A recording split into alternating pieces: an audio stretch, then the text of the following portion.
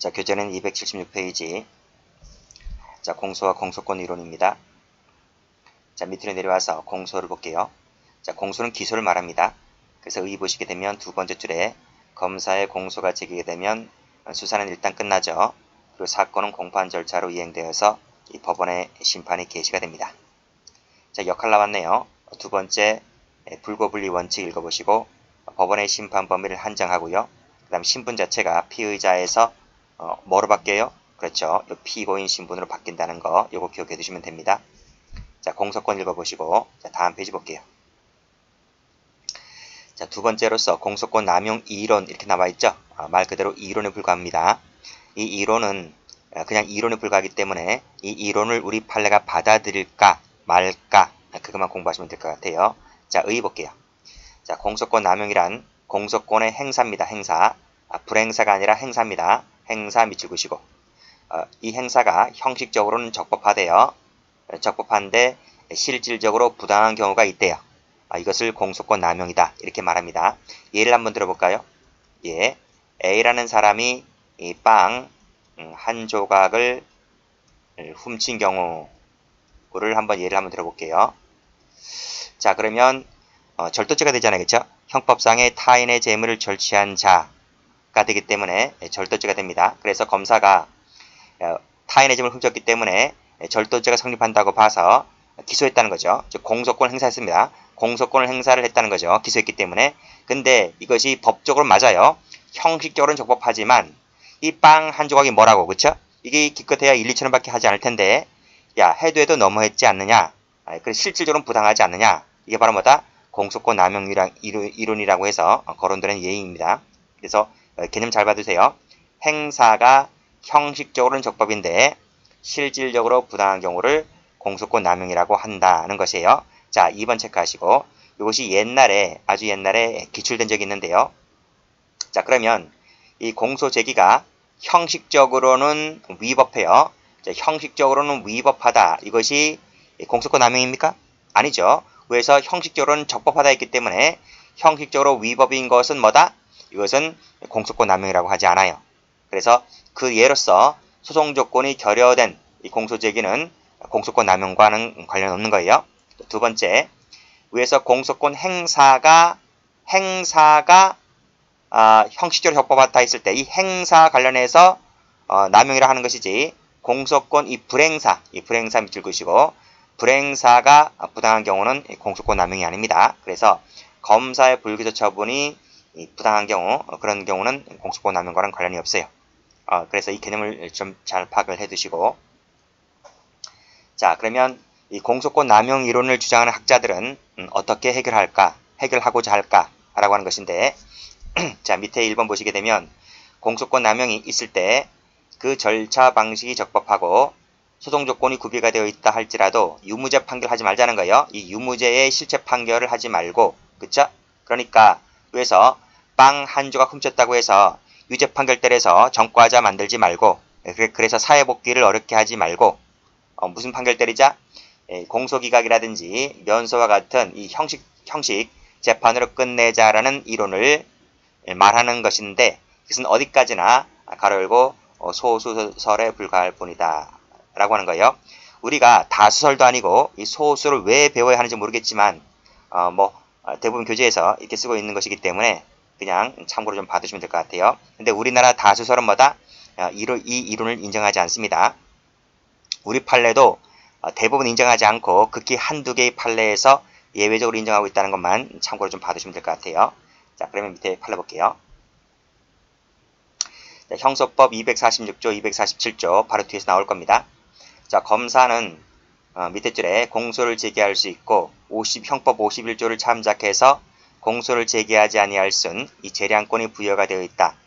이걸 뒤에서 배울 텐데 이것을 기소 편의주의라고 합니다. 자, 이것이 있는데 일단 끊고 검사가 자의적으로 공소권을 행사해서 피고인에게 실질적 불이익을 줌으로써 자, 공소권 행사했죠. 그쵸? 행사해서 실질적 불이익을 줌으로써 재량권을 현저히 일탈했다고 보여질 때에는 빨간색으로 자, 재량권을 현저히 일탈했다 동그라미. 그랬을 때는 이것을 남용으로 봐서 공소제기 효력을 부인할 수 있는 것이다 라는 거예요. 그래서 요럴 때는 뭐다? 공소권 남용으로 보아서 공소제기를 부인하자 이렇게 보고 있습니다. 자, 일단 끊고 자, 여기서 자의적 공소권 행사라고 하는 것은 파란색 뜻이고요. 단순히 직무상 과실에 의한 것만 갖고는 안 되고요. X 하시고. 자, 적어도 미필적이나마 어떤 의도가 있을 때 그때 남용으로 보자라고 하는 것이에요. 그래서 우리 판례가 이 소수 학자들이 주장하는 이 공소권 남용이론을 받아들인 것 같아요. 네 번째 줄 그치? 소추재량권을 현재 일탈했다고 보여질 때는 이를 공소권 남용으로 보자고 했으니까 공소권 남용이론을 받아들이긴 했지만 과실만 갖고는 안 되고 어떤 의도가 있어야 한다라고 해서 이 남용이론을 뭐다? 엄격히 해석해주고 있다. 이렇게 보시면 될 것 같아요. 그러니까 제한적으로 허용하고 있다. 이렇게 보시면 될 것 같습니다. 자, 그래서 색깔 한번 칠해볼까요? 여기 어떤 의도에다가 색깔 칠하시면 돼요. 그리고 위에 부분에서 여기도 소추재량권 현저히 일탈했다. 색깔 칠하시면 될 것 같아요. 자, 유형을 몇 가지 보도록 하겠습니다. 그러니까 소수학자들이 얘기하는 유형 4가지가 나올 텐데 그 4가지에 해당하는 사례를 약간씩 볼 거예요. 자, 첫 번째, 기소유예 처분을 함이 상당한데 왜 너는 기소를 했느냐 하는 거예요. 그러니까 위에 빵 사건처럼, 그렇죠? 빵 한 조각 훔쳤다고 해서 굳이 기소할 필요는 없지 않느냐, 네가 기소유예를 하면 되지 않느냐라고 하는 것입니다. 굳이 네가 기소를 했다는 것은 공소권을 남용했다, 이렇게 주장하는 견해인데 판례는 그럴까요? 학설은 공부할 필요 없어요. 학설은 소수설 다수설이 갈려지는데 학설은 전혀 공부할 필요가 없고. 자, 우리 판례는 뭐라 그래요? 자, 앞에서 우리 기소 편의주의를 말씀드렸잖아요. 그쵸? 형법 제51조를 참작해서 공소를 제기하지 아니할 수 있는 이 재량권이 부여가 되어 있다. 이게 뭐라고? 기소 편의주의. 판사가 네 멋대로 하는 게 아니잖아요. 그쵸? 51조 사장을 참작해서 하는 것이기 때문에 따라서 이 재량권에 따라서 행사에 따라서 공소를 제기하였다면, 그쵸? 요 행사에 따라서 재량권 행사에 따라서 공소를 제기하였다면 이것은 남용이라고 하지 않겠다는 것입니다. 그래서 이 부분은 판례가 받아들이지 않았죠? 이렇게 보시면 될 것 같아요. 이것을 남용이라고 하지는 않는다 됐습니다. 다음 페이지 볼게요. 이것은 1번 판례는 앞에서 본 것 똑같아요. 여기 메뉴에 나와 있는 것 똑같아요. 소추재량권을 현재 일탈했다 보여질 때 남용으로 보자. 그쵸? 그 얘기입니다. 그래서 빨간색 뜨시고 소추재량권 동그라미 치시고 현재 일탈까지 동그라미 치시고 남용 밑줄 그시고 네, 됐습니다. 자, 그 다음은 다 아니에요. 그 다음은 전부 다 우리 판례가 남용으로 보지 않습니다. 자, 파란색 한번 들어볼까요? 자, 공소 제기된 피고인의 범죄 사실 중 일부에 대해서 검색 들어볼까요? 일부에 대해서 검사의 1차 무혐의 결정이 있었어요. 그로부터 자, 파란색으로 그로부터 약 3년이 지나서 뒤늦게 다시 피고인을 동일한 혐의로 고소하였다는 것입니다. 이것이 남용일까? 남용일까? 아니라는 거예요. 뭐 1년이 지났던 3년이 지났던 5년이 지났던 다시 고소해서 검사가 새로이 수사를 제기하였다 할지라도 이것을 남용으로 보지는 않겠다는 것입니다. 자, 그 다음 여러 범죄 행위를 일괄을 해서 기소하지 않고요. 상황을 봐서 나누어 분리 기소하였다. 분리 기소 동그라미 치시고 파란색이죠. 파란색 안 되는 거니까요. 분리 기소 세무 쳐보시고 이것도 남용이라 보지 않겠다. 위에서는 3년이 지났다. 3년 세무 쳐보시고 남용으로 보지 않겠다. 그 다음 3번 공소장에 공소범죄 사실 이외의 사실이 불필요하게 자세히 기재가 되어 있습니다. 그 이외의 사실이 기재가 되어 있다 할지라도 남용으로 보지 않겠다. 4번에 수사와 기소 단계에서 정치적인 고려를 하였다. 이것도 남용으로 보지 않는다는 것입니다. 자, 맨 밑에 15대 대통령 선거 당선자 측과 부당선자 측을 불평등하게 취급하는 이 정치적 고려가 있었다. 세무 쳐보시고 역시 남용으로 보지 않겠다는 것입니다. 그래서 맨 위 1번만 빼고, 그쵸? 소추재량권을 현재 일탈했다는 것만 빼고 나머지 전부 다 뭐다? 남용으로 보지 않겠다. 자, 됐죠? 3년 색깔 칠하시고 분리 색깔 칠하시고 이외 색깔 칠하시고 정치적 고려 색깔 칠하시고 그러면 돼요. 남용으로 보지 않는다는 판례들입니다. 잘 안 나와요. 그냥 간단히 보시면 될 것 같아요. 자, 다음 페이지 볼게요. 자, 두 번째입니다. 차별적 공소제기가 남용에 해당할까라는 것인데요. 자, 학자들이 주장하는 것은 뭐냐면, 자, 다수의 피해의자 중에서 일부만 기소하고요. 나머지 사람들에 대해서는 착수도 하지 않거나 기소유예 처분을 하는 경우, 즉 차별적 공소제기죠. 그쵸? 라고 얘기를 하는데, 역시 이 부분에 대해서 학자들끼리 또 다툼이 많습니다. 이 학설은 보는 거 아니에요. 자, 판례만 볼게요. 자, 판례 쭉 보시게 되면 전부 다 남용이 아니라고 보죠. 남용은 아니라고 봅니다. 자, 1번 어떤 사람에 대해서 공소가 제기되었습니다. 자, 공소 제기 밑줄 그시고. 자, 근데 그 공소 제기된 사람과 동일하거나 또는 다소 중한 범죄 요건을 해당하는 행위를 했다 하더라도 어떤 사람은 불기소 효과가 있었다는 거죠. 누구는 기소하고 누구는 기소하지 않았죠. 이것도 뭐다? 남용이라 보지 않는다. 자, 2번.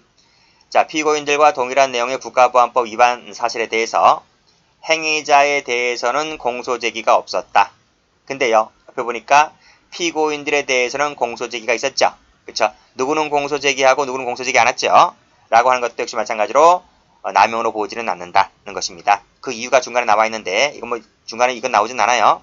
그러니까 어떤 사람은 위법성조각사유, 책임조각사유가 있고, 그쵸? 뭐 인적처벌조각사유도 있고, 그래서 뭐 처벌을 달리할 수도 있잖아요. 그것은 독립성이기 때문에. 그래서 이러한 사유가 누구에게는 존재하고 누구에게는 존재하지 않기 때문에 누구에 대해서는 기소하고 누구에 대해서는 기소하지 않는다 할지라도 이것을 남용으로 보지는 않겠다는 판례입니다. 자, 됐죠? 자, 그 다음 자, 누락 기소 볼게요. 자, 이것도 그 유형을 하나로 나오는 것인데요. 자, 동시 기소가 가능했던 사건이에요. 동시 기소가 가능했던 이 사건인데 일부만을 공소 제기하고 나머지는 판결이 선고된 후에 비로소 누락된 사건을 추가로 공소 제기함으로써 병합심리에 의해서 이 양형상 혜택을 받을 수 있는 기회를 침해한 경우입니다. 자, 쉬운 예로 보면 우리가 물건을 살 때요. 우리가 물건을 살 때 한꺼번에 여러 개를 사면 깎아주죠. 그렇잖아요. 그러니까 이것도 마찬가지죠. 처음부터 검사가 이 경합범 관계에 있는 여러 개의 사건을 한꺼번에 기소를 했었다면 법원에서는 양형에서 약간 깎아줘요. 근데 따로따로 분리 기소하기 때문에 깎아줄래야 깎아줄 수가 없는 거죠. 그런 내용입니다. 자, 이것이 과연 공소권 남용일까라고 하는 것인데요. 밑에 이 판례 일단 보지 말고 자, 다음 판례부터 먼저 볼게요. 다음 페이지. 자, 공소 사실 중 일부를 먼저 기소했고 3개월 후에 나머지를 기소했죠. 그쵸? 라고 했을 때 이것도 공소권 남용이 아니다. 검사에게 재량이 있다는 거예요. 두 번째. 자, 검사가 사기죄에 대해서 약식명령 청구를 했는데 자, 그 쭉 읽어보시고요. 사기죄 수단의 일부로 범한 사문서 위조 동행사에 대해서 추가로 공소를 제기하였다. 그러니까 일부를 먼저 기소하고 나머지를 나중에 기소했죠. 이것도 뭐다? 남용으로 보지를 않는다. 자, 3번. 선행사건, 후행사건 나와 있는데요. 자, 쭉 읽어보시고. 그쵸? 경찰에서 후행사건의 수사관계로 선행사건과 분리하여 뒤늦게 따로 송치한 관계로 선행사건의 기소 당시에는 후행사건은 검찰에 송치되기 전이었고, 그쵸? 그 다음 밑에 쭉 읽어보시고, 자, 뭐뭐 할 당시 선행사건의 유죄 판결이 의외로 빨리 확정된 사안이라면, 이러한 사안이라면, 검사의 이 분리기소도 공소권 남용으로는 보지 않겠다는 판례입니다. 자, 3번 판례. 갑사건에 대한 공소가 제기된 늦어진 이유가 밑에 검사가 증거를 확보하느라 시간이 경과되었기 때문이었다라고 했을 때 이러한 이유가 있다면 이것도 공소권 남용으로 보지는 않겠다는 판례입니다. 자, 5번 볼게요. 자, 함께 기소할 수가 있었는데 일부 범죄 사실을 관련 사건의 항소심 판결 선고 이후에 공소를 제기했다. 역시 분리기소했죠? 이것도 남용으로 볼 수 없다고 본 사례입니다. 그쵸? 밑에 보니까 뭐 이를 간과하였다 이렇게 나와 있고 그 다음에 밑에 사기사건에 대한 항소심 판결 선고 이후에 동종 사기사건에 대한 뭐 쭉 읽어보시고 그때 비로소 수사가 개시가 됐다 했을 때도 역시 마찬가지로 공소권 남용으로 보지 않는다는 판례인데요. 가만히 보니까 출제가 많이 안 됐죠. 거의 안 됐어요. 거의 안 됐고 그래서 이런 거 쭉 읽어보시고 대부분마다 우리 판례는 공소권 남용으로 보지를 않는다. 이렇게 봐두시면 될 것 같아요. 아시겠죠? 자, 근데 앞에 한번 가보시게 되면 요 판례 출제가 잘 되었습니다. 별표 3개짜리죠. 요 별표 한번 쳐보시고 요것은 공소권 남용을 인정했다는 판례입니다. 그래서 여러분들이 그 교재 277페이지부터 해서 280페이지까지 가보시게 되면 공소권을 남용을 인정했던 판례가 딱 2개밖에 없어요. 딱 2개밖에. 278페이지 맨 위에 판례하고 279페이지 맨 밑에 판례하고 이 2가지밖에 없고 나머지는 다 뭐다? 나머지는 다 남용을 인정하지 않았다. 이렇게 봐두시면 됩니다. 아시겠죠? 그러니까 설령 교재에 있든 없든 간에 요 딱 2가지 판례 외에는 없다. 이렇게 보시고 그쵸? 자, 그럼 이 판례 어떤 건지 볼게요. 자, 피고인이 절취한 차량을 무면허로 운전하였다가 했습니다. 자, 절취한 차량이니까 절도죄죠. 무면허 운전이니까 무면허 운전죄가 되잖아요. 그쵸? 그러니까 2가지가 되니까 죄가 2가지죠. 2가지. 절도죄, 무면허 운전죄, 경합범입니다. 경합범. 그래서 올라가 보시면 여기 동시 기소가 가능했던 경합관계에 있던 사건이라는 거죠. 죄가 각각 있는 거예요. 자, 이놈이 도망갔어요. 못 잡았어요. 그래서 기소중지자로 분류됐어요. 기소중지가 되니까 지명수배 떨어졌겠죠. 그래서 도망다니다가 이 검거됐어요. 검거. 그래서 검문에 걸려서 검거됐습니다. 그래서 근데 검사가 이 죄를 2개를 저질렀으면 검사가 이 죄 2개를 한꺼번에 기소를 해야 되는데 검사가 이 무면허 운전죄만 기소를 했어요. 무면허 운전죄만 기소했고 절도죄 기소하지 않았던 거예요. 그리고 이 무면허 운전죄로 기소했고 이 무면허 운전죄로 확정 판결을 받았고 집행을 받았다는 거죠. 집행 중에 가석방을 풀려났습니다. 풀려났는데 검사가 이놈을 자, 다시 그 절도 범행의 기소 중지자로 긴급 체포가 되어서 이 절도 범행으로 기소했다는 거예요. 분리기소 기소했죠. 그러니까 처음에는 무면허 운전으로 기소를 했다가 형 확정 받고 나서 그 다음에 다시 절도죄로 추가 기소했다.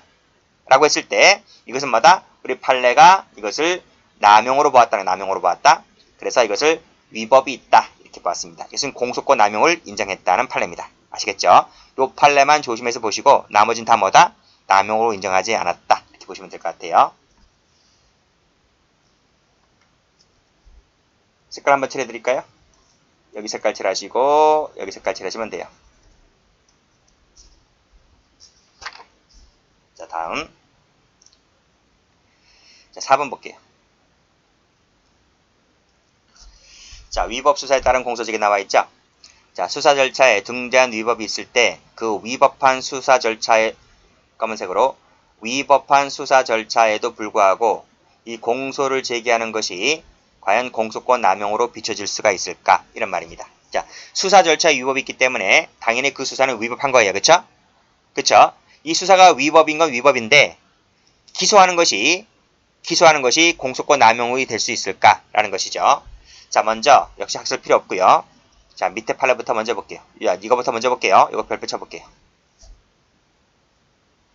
자, 불법 연행 등 위법 사유가 존재한다. 그쵸? 그러니까 수사 절차가 위법하죠.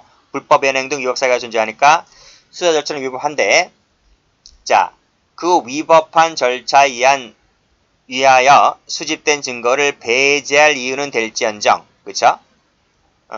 그러니까 불법 연행, 즉 수사가 위법하기 때문에 이것은 위법 수집 증거에 의한 것이기 때문에 그 증거가 채택이 안 되죠.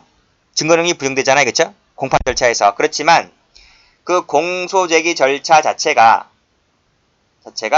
위법하여 무효는 아니다는 것입니다. 자, 무슨 얘기냐? 수사가 위법이면 수사만 위법이지 공소 제기는요. 자, 적어드릴게요. 따라 적으세요. 자, 수사가 위법이죠. 그러나 공소제기 절차라고 하는 것은요. 공소제기는 이 소송 조건만 구비하면 돼요. 구비하면 돼요. 이 수사와 이 공소제기는 별개라는 거예요. 별개이다. 그쵸? 그리고 이 유무죄 판결은요. 유무죄 판결은 어디서 하는 거예요? 공판 절차에서. 유무죄 판결은 공판 절차에서 하는 거예요. 공판 절차에서. 근데 이 수사가 위법이었기 때문에 이 위법 수집 증거에 해당하는 거죠. 해당하는 것이기 때문에 이것은 증거 능력이 없다. 이렇게 되는 겁니다. 그래서 어디서 따져요? 공판 절차에서 따지는 거예요. 그렇기 때문에 자, 다시 한번 가보시게 되면 이 불법 연행 등 위법 사유가 존재한다 할지라도 이것이 그 위법 절차에 의해서 수집된 증거가 배제가 되죠. 공판 절차에서. 공판 절차에서 배제는 되지만 공소제기라고 하는 것은요. 소송 조건만 구비가 되면 얼마든지 할 수가 있는 것이기 때문에 공소제기 절차 자체가 위법인 것은 아니다는 것입니다. 그래서 밑에 보시면 이때는 무슨 판결한다? 실체 판결 때린다는 거예요. 무슨 판결 때리겠어요? 무죄 판결 때리겠죠. 근데 중요한 것은 이게 중요합니다. 공소제기 절차가 위법하여 무효는 아니다. 무효는 아니다. 좀 받으시고. 자, 근데요. 위에 판례 한번 가볼게요. 이것도 별표. 우리 이 판례 앞에서 봤어요. 이 판례. 자, 본래 범위를 가지지 아니한 자에 대해서 수사기관이 사술이나 계략을 써서 범위를 유발케 한 거. 범의 유발령이나 함정수사죠? 그쵸? 범의 유발형 함정수사인 경우에는 당연히 위법하다. 이 수사가 위법한 거예요. 요것은 여기까지 끊고 이것은 어떻게 돼요? 밑에 위에 나와 있지? 그 수사가 위법한 거예요. 위법한데 제가 밑에서 뭐라 그랬습니까? 공소제기는 수사가 위법이라 할지라도 공소제기는 완전 별개이기 때문에 소송 조건만 구비가 되면 얼마든지 공소제기 할 수 있다 그랬어요. 그런데 이 사건에서 우리 판례는 뭐라 했냐면 이 공소제기가 법률 규정이 위반되어서 무효다 이렇게 봤어요. 이건 상반되는 판례인가? 상반되는 판례이죠. 밑에 것은 공소제기 절차가 위법이 아니라고 보았는데 함정수사 같은 경우 이 범의 유발형 함정수사에는 이것이 위법이라 그랬어요. 왜 그럴까? 범의 유발형 함정수사가 너무나도 나쁜 것이기 때문에 이것은 이 공소권 남용기준을 갖고 와서 그냥 무효라고 보았다. 이렇게 봐두시면 될 것 같아요. 그러니까 이것은 뭐다? 밑에 있는 판례의 예외 사유다. 이렇게 보시면 돼요. 요거만 좀 조심해서 보시고 밑에 판례를 좀 봐두시고요. 뭐 함정수사 같은 경우는 우리가 많이 봤기 때문에 이것도 좀 봐두시고 색깔 칠해볼까요? 요때 요 함정수사에 기한 공소제기는 위법 무효다. 무효. 요 두 가지 판례 비교하시면 됩니다. 좀 약간 반대돼요. 상치가 되는 판례이긴 하지만 두 가지 좀 각각 봐두시고 범의 유발한 함정수사는 워낙 나쁜 것이기 때문에 이러한 함정 기소 자체가 위법이다. 이렇게 봐두시면 되겠습니다. 여기까지 합니다.